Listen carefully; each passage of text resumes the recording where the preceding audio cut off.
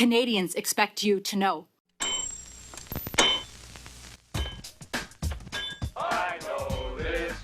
All of us go to Florida. We don't. Let's go to Florida, baby! Hello, everybody. Bonjour tout le monde. I hope you're doing well. I'm here as your foreign minister in the context of this cabinet retreat to talk about different issues that are important to Canadians, including, of course, what is happening in the world, that we're here for them. So I will say that all in French.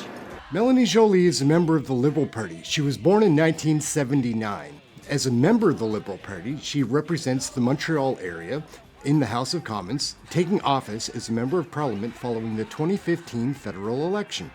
She has held a number of portfolios, including Canadian Heritage, Tourism, and La Francophone.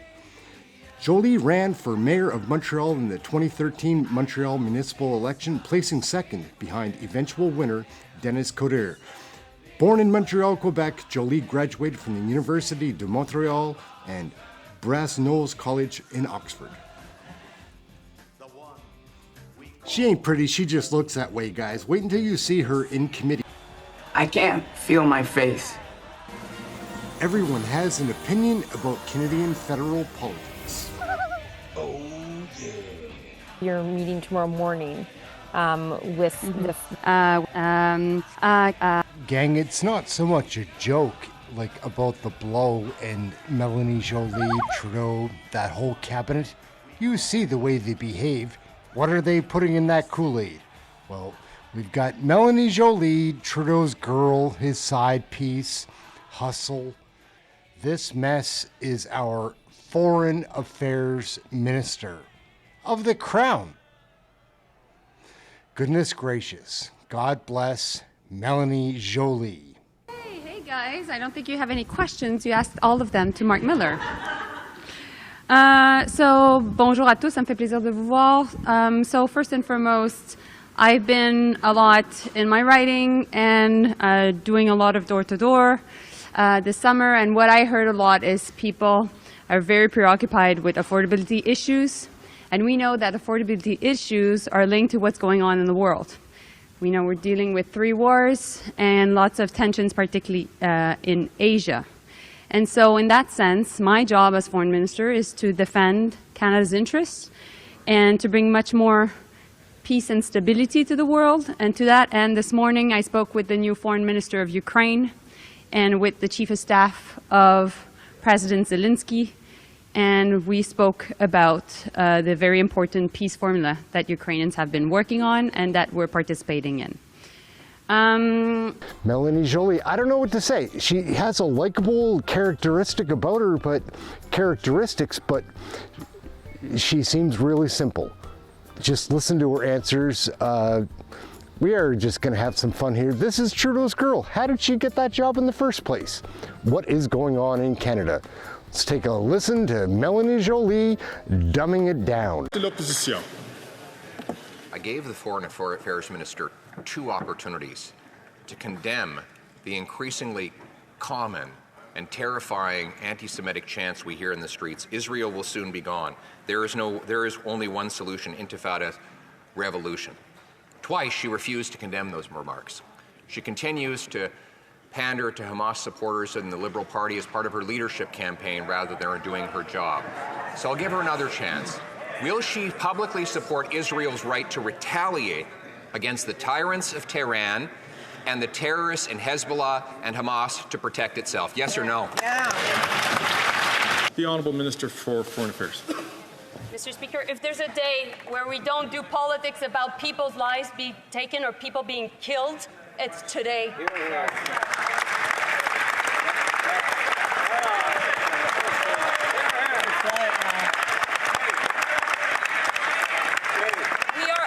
Against any form of anti-Semitism, I hope, in this House, any form of discrimination, and I really hope that my colleague in front will apologize. Right on. Right on.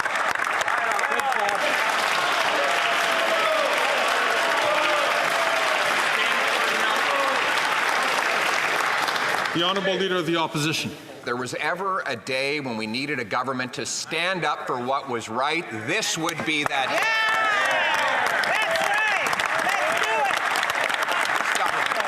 This government has sought to divide Canadians by saying one thing to one group and precisely the opposite to another group.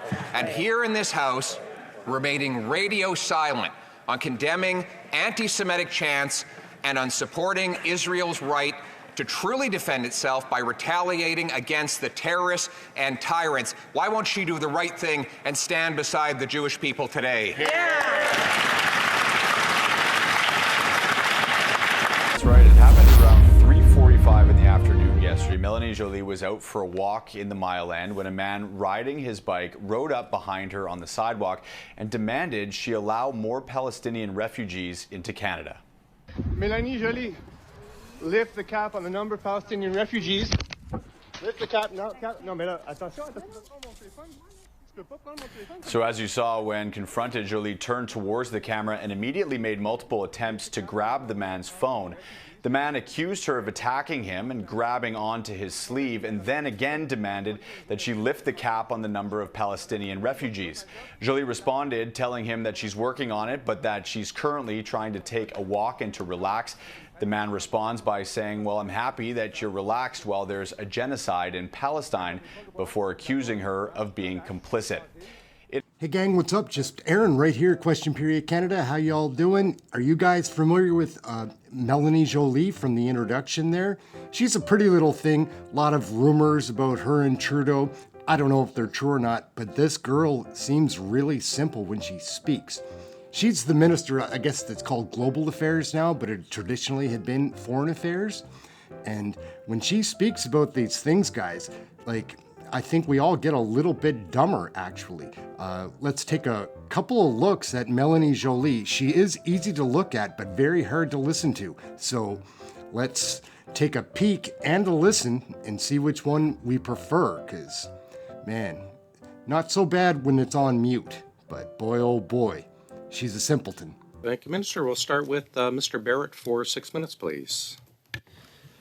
New documents reported in Politico today reveal that Tom Clark lied during his appearance before this committee. We know that he personally complained that his taxpayer-funded residence wasn't up to his standards because it didn't have a luxury kitchen or the perfect floor plan. And after Tom Clark complained, Justin Trudeau rewarded his friend and media pal with a new luxury condo at 4 times the cost to taxpayers. So to Canadians who are watching, Justin Trudeau and Tom Clark fleeced the taxpayers, and they tried to cover it up. So, Minister, do you think it's appropriate for Justin Trudeau to have awarded his media pal, Tom Clark, with such a flagrant waste of tax dollars, especially during this cost of living crisis that we're facing? One of the funniest things about Mélanie Joly is that she has this tactic where she calls people by their first name to try to, like, bring some kind of familiarity or friendship or something. Michael, Larry, Michael. Oh, she does it all the time. All the time. To reporters, to other politicians, to the opposition, whoever she needs something from. If she's calling you by her first name, she's backed into a corner, for certain. I've used this tactic. I like it. But I don't like seeing Mélanie Joly use it. It's a good move, though. So, before you interrupt me, because I know, Michael, that's a strategy you use, I really think that there are 3 things. First, I think that, Canadians are getting good value for money because there will be $7 million in Canadian taxpayers' savings. Second, the process was respected at all times.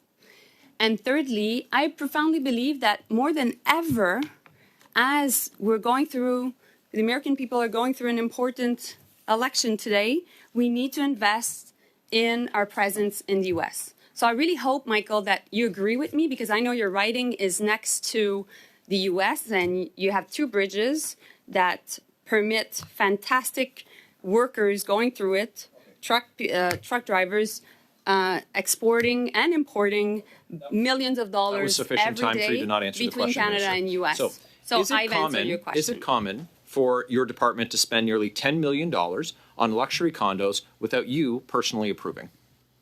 So first and foremost, to answer your question, this was not a political decision because it was an operational decision. And you had numerous people, officials of mine, that came to see you and said that. So these are the facts, and I really When hope did that you you can... approve the $9 million Speaker, this is again luxury the strategy condo that Michael uses, which is Consul to General interrupt Tom me. Clark? Michael, can you just stop? I'll just finish. So, I promise it won't be long. Point of I order, just Chair. want to finish my Point sentence. of order, Chair.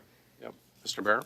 Okay, so in spite of the minister's hostile response to my first question, she was afforded equal time to the amount of time that I posed the question, even though she didn't answer it. I asked a second question, and she was afforded equal amount of time to the length of the question, and she was able to do with that what she wished. Now, if the minister wants to interrupt me, that of course is not in order at this committee. So, Chair, could you please provide clarification to the minister that she will be afforded the same amount of time to respond as the amount of time that I posed the question? MP Michael Barrett from Ontario is pretty intense, eh? He goes at Jolie really hard. Puts the questions right to this woman who doesn't seem to really be able to answer them directly. Always stuttering, stammering, and not giving a real answer to the question being asked. Michael Barrett, though, he's fun to watch. It has been the practice of this committee that it is the members' time. So if you wish to take 5 minutes for a question and provide 30 seconds for a response, that is your decision, Mr. Barrett, but it is the committee members' time. Go ahead, sir. To first learn about the $9 million New York City condo on Billionaires Row for Justin Trudeau's media buddy, Tom Clark. What was the date? So first and foremost, I must say that this was not a political decision, so I learned it through the media.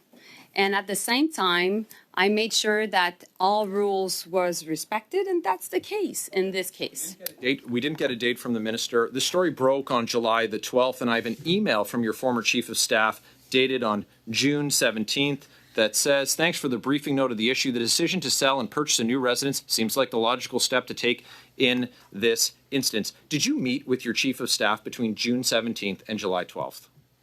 So I must say that, of course, the department informed my chief of staff once the decision was taken because, of course, it was not a political decision. Chief. So many times per day, Michael. And you know what? So it's good news because there's so many things happening. This is flagrant malpractice. I'm sorry, I'm speaking. Yeah, and your time is up. This is flagrant malpractice for you as a minister to just completely ignore. Kelly, to completely I'm sorry. ignore. I'm going to interrupt. I understand you're in the same party, both. But at the same time, I'm going to interrupt everyone here. I have the floor.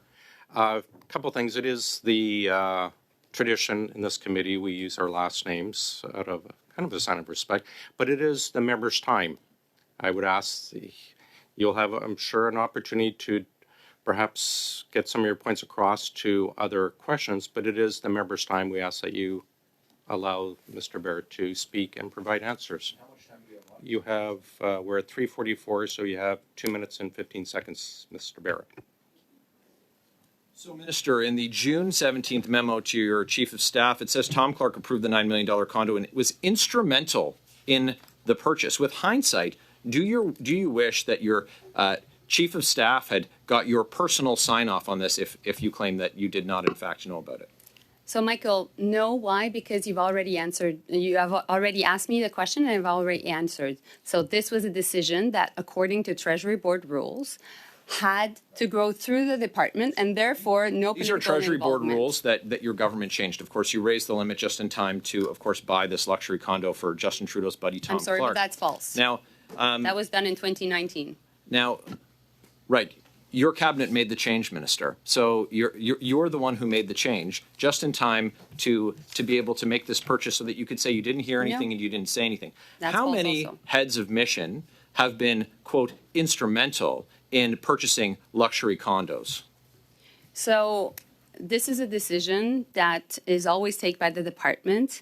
And so I know that you've been doing character assassination against Tom Clark, and that's really sad because when you don't have your facts straight, usually what you do, you resort to personal attacks. What's really sad, Minister, is that Canadians are struggling just to get by, lined up at food banks in record numbers, and you seem to have checked out on any accountability that you should be exercising in your role as minister. And we see that instead of helping Canadians, you're helping well-connected Liberal insiders. So I think I have just about a minute left. And I have to know, because the claim from your officials was that this was going to be a great deal. Canadians were going to save all kinds of money and that they had sold the previous condo. We heard that this was the case. So if you could tell Canadians now, how much was the check that the Receiver General received for the sale of the former residence that justified the purchase of this $9 million condo? How much did you sell the previous residence for?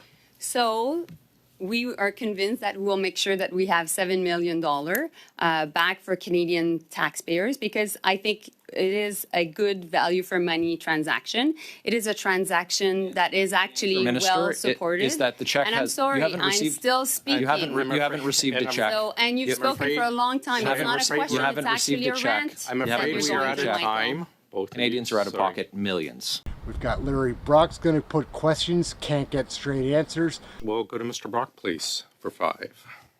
Minister, notwithstanding your opening comments about the importance of Canada's relationship to the United States, your appearance today is exclusively about the egregious abuse of taxpayer money. Emily Richardson, the Chief of Staff of your Associate Deputy Minister of Foreign Affairs, the author of the infamous memo, was given information that Tom Clark was instrumental throughout the process and gave the green light for the purchase of the Billionaires Row condo. She testified that she simply inserts information as provided to her. Minister, you acknowledge that she wrote the original memo circulated on June 17th to your former chief that states Clark was instrumental, correct? Donc, je vais juste répondre à votre question, Larry. Just to answer your question, Larry.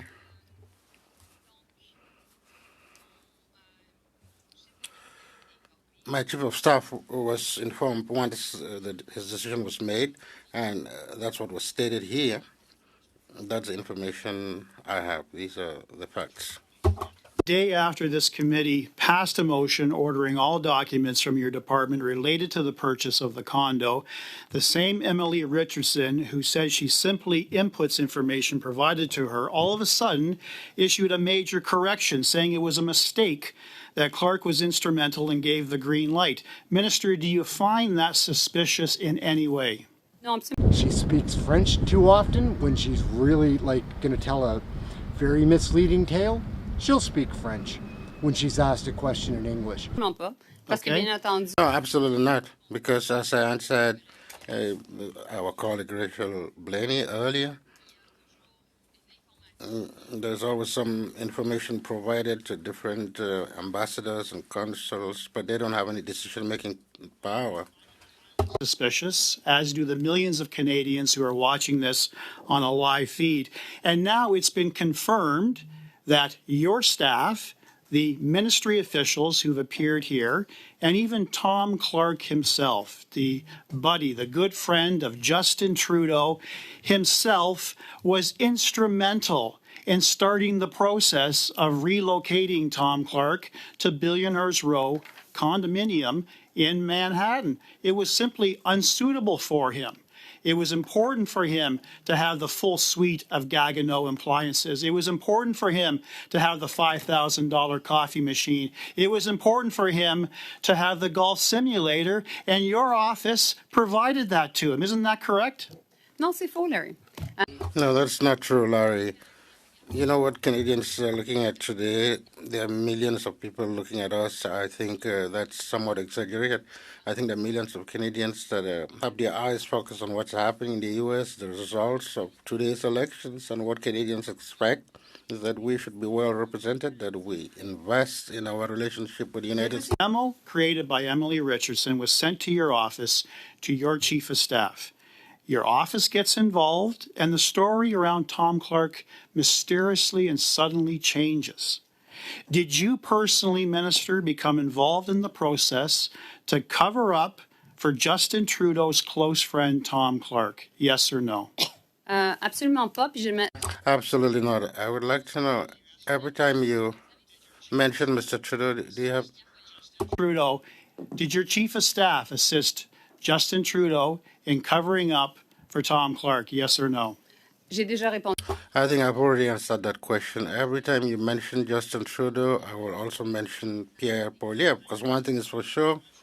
Again, were you ever briefed on the condo purchase from June 17th when your top official, your chief of staff, became aware a government document identified Clark as being instrumental and gave the green light? Est-ce que Pierre Poilievre vous a demandé? Pierre Poilievre, he asked us the same question 3 times. Maybe I'll give 3 different answers. What else is your chief of staff keeping from you, and by extension, you, Minister, keeping from Canadians? Je pense que les Canadiens... I think Canadians expect us to invest in the relationship, that we have value for our money, and that all the processes are followed.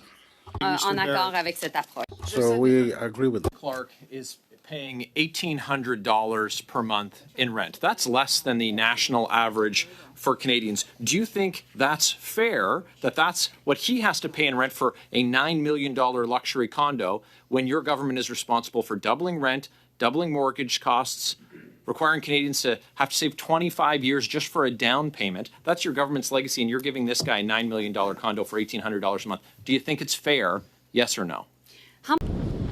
Somebody please help Mélanie Joly out and give her a line. This lady needs a bump. How much is Pierre Poilievre paying for staying in his government-funded Minister, house I have great right news now? for you. You're going to have lots of time to ask us questions when you're on the opposition side of the House. But today, you're supposed to be a minister that's responsible for your department, and you're demonstrating a failure in that. Yeah, that is our time. We'll go to Mrs. Kusi and then Mr. Souza to finish off. Bonjour, Madame Ministre Mélanie. You said in your opening statement today that it was in the media that you learned about the $9 million condo purchase. How is it that you didn't know about this purchase before you yourself admitting to just learning about it from the media? Thank you, Stephanie. I'm happy to see you. I know that you come from the Diplomatic Network of Canada, being the former consul in Dallas, and I know you trust Foreign Affairs to deal with important assets in which you had the chance to work in Argentina, in Dallas. And you know that the rules are always, under my watch at least, respected, and that was the case. And so we followed Treasury Board rules as you did as when you were former consul in Dallas.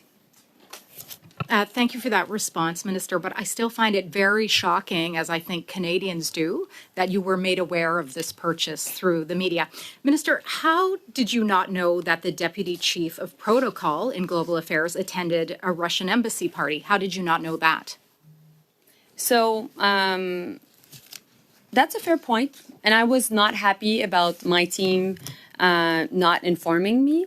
And I think I've said what I needed to say about that. Since then, my question to you is, why would the Conservative not support Ukraine in this decisive moment in the world while Ukrainians are fighting for their freedom, but also ours? And I know as a diplomat, you would know what that means.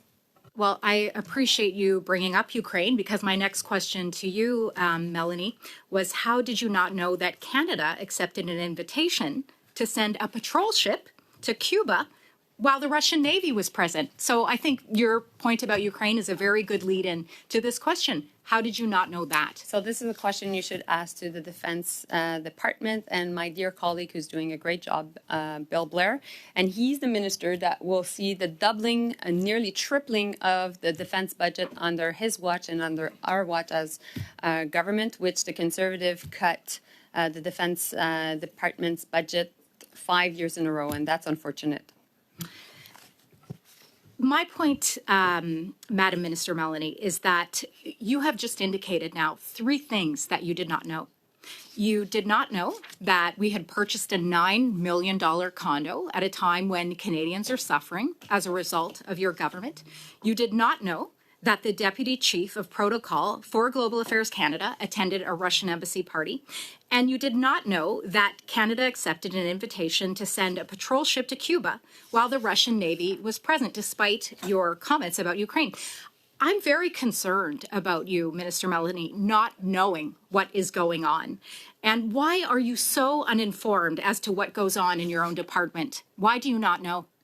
So these were not the answers I gave you. So of course, Stephanie, you can't, say and use the pre-written questions you had. Minister but said that you do not know. What I can tell you, what I know, is the investments in the U.S. is fundamental, which you would agree because you used to work as a diplomat in the U.S. as a trade commissioner, which I really thank you for your service to the country because I think it was Thank you, Minister. important. But I maintain the position that you did not know those three things. How did you find out about the Russian invasion of Ukraine? Did you know that? I think that not only How did you find out about October 7th?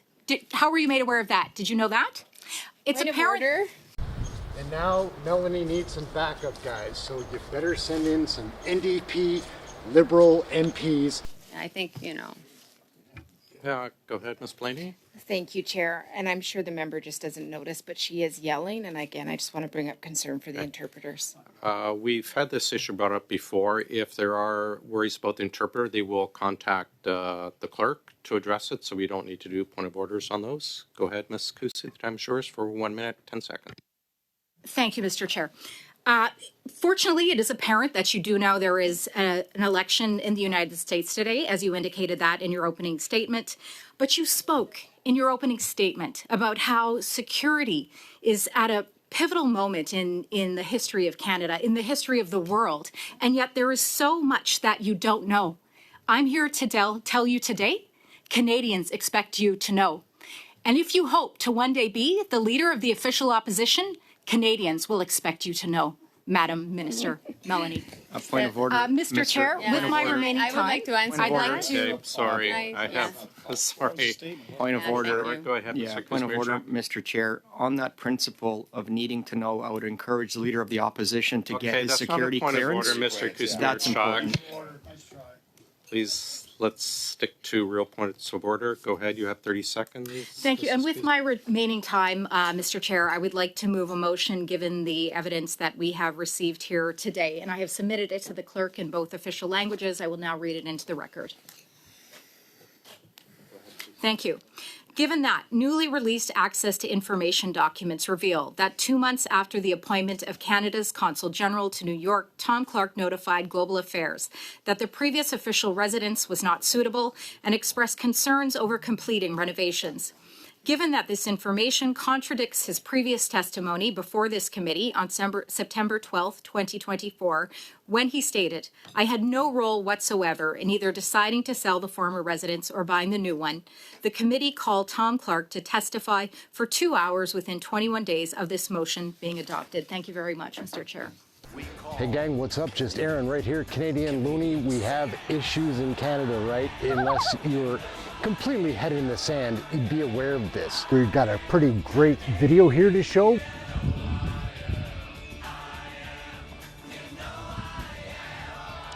Look how calm that is. So we're gonna walk out on the finger here. Hopefully it's not too slippery. But we do have some hope in this country. We've got so many great MPs from notably the Conservative Party. It is slippery. Everyone has an opinion about Canadian federal politics. Oh yeah.